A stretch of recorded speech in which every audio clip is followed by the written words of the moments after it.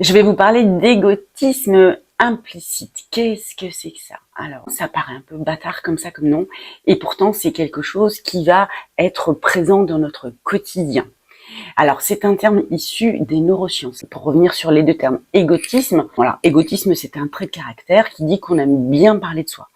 Ne pas confondre avec l'égocentrisme, où on aime bien avoir le regard de l'autre sur soi, et l'égoïsme, où on aime bien que ses besoins soient satisfaits.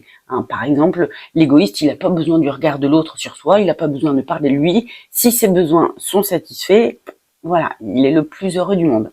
Donc, égotisme, j'aime parler de moi. Et j'aime parler de moi aussi à travers l'autre, quelque part. Pourquoi implicite? Implicite, ça veut dire que ce n'est pas explicite, ce n'est pas issu d'un raisonnement conscient, mais c'est plutôt issu d'un mécanisme mis en place par notre cerveau, donc un automatisme, et qui est issu complètement de l'inconscient. Alors, pour faire simple, et pour illustrer mon propos, grosso modo, je pourrais vous dire, dis-moi comment tu t'appelles, et je te dirai si tu plais à mon inconscient. Eh bien oui, parce qu'en fait, il s'avère que si votre prénom a la même première lettre que mon prénom à moi, inconsciemment, vous allez me plaire plus que si c'est pas le cas. Et ça, des études ont été faites, notamment en 2004, par le psychologue John Jones sur 15 000 couples aux États-Unis. Et donc, les gens qui s'unissent parce que la première lettre de leur prénom sont identiques sont statistiquement bien plus nombreux que les autres. Surprenant ça, c'est-à-dire qu'on va beaucoup trouver de Johan, voilà, qui vont être mariés avec des Janine, ou bien encore des Kevin qui sont mariés avec des Katia.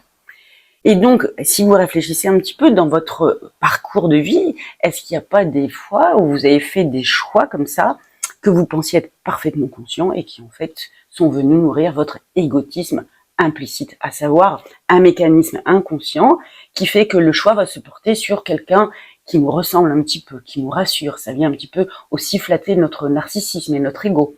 Mais ça se fait sur les partenaires de vie, mais pas que, ça va se faire aussi sur le choix d'une marque.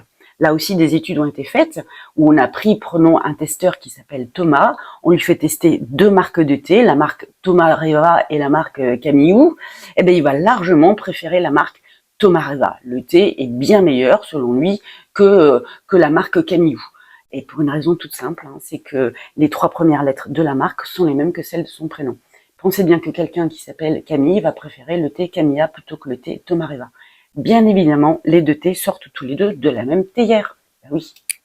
Mais de manière complètement inconsciente, on va préférer les choses qui nous ressemblent. De même qu'on va préférer habiter dans un lieu qui nous rappelle quelque chose, qui nous ressemble aussi. Alors, je vais prendre un exemple pour moi. Moi, je suis née un 17 et j'habite en Charente-Maritime, qui est le département 17. Donc, quelque part, est-ce que c'est pas un choix un petit peu inconscient de ma part? J'en sais rien. Mais ça va marcher aussi pour le choix d'un boulot, pour le choix le nom de l'entreprise pour laquelle on va bosser. Enfin, vous voyez, tout ça va se faire de manière complètement inconsciente. Donc la question qu'on pourrait se poser aujourd'hui, c'est que est-ce qu'on fait vraiment tous nos choix de manière parfaitement consciente? Si on revient sur le choix d'un partenaire, moi je m'étais imaginé jusqu'à maintenant que si j'avais choisi quelqu'un, c'était parce que la situation faisait que, le contexte, l'alchimie, enfin bref, tout ça mis bout à bout, je fais un choix parfaitement conscient quant au choix de mon partenaire. Eh bien non, il y a quand même une part inconsciente qui vient un petit peu s'immiscer dans l'histoire et sur laquelle je ne peux faire que le constat a posteriori. Tiens, posez-vous la question, j'aimerais bien que vous me disiez en commentaire si vous avez le sentiment, vous aussi, que votre inconscient a fait une part du job quant à vos choix. Et puis pour ceux que vous ferez demain, réfléchissez, les faites-vous vraiment en pleine conscience. Vous avez 3 heures. Bon, c'est questionnant tout ça. Moi qui m'appelle Stéphanie, ça veut dire que tous les Stéphane, Sébastien, Simon, Serge, Samuel que j'ai pu rencontrer, c'était pas un choix complètement conscient. Ça questionne. Bon, en tout cas, si j'ai un conseil à vous donner, tiens, pour votre future date, tant qu'on est là, eh bien justement, j'allais dire laisser une place à l'inconscient. Mais de toute évidence, on peut constater qu'il se sert déjà allègrement. Et si vous pouviez au moins réduire la liste de vos critères, vous voyez, repensez à la pub de la vache qui rit. Moins vous mettez de critères, et plus vous avez des chances de faire une vraie rencontre. Il ne faut pas être un fromage.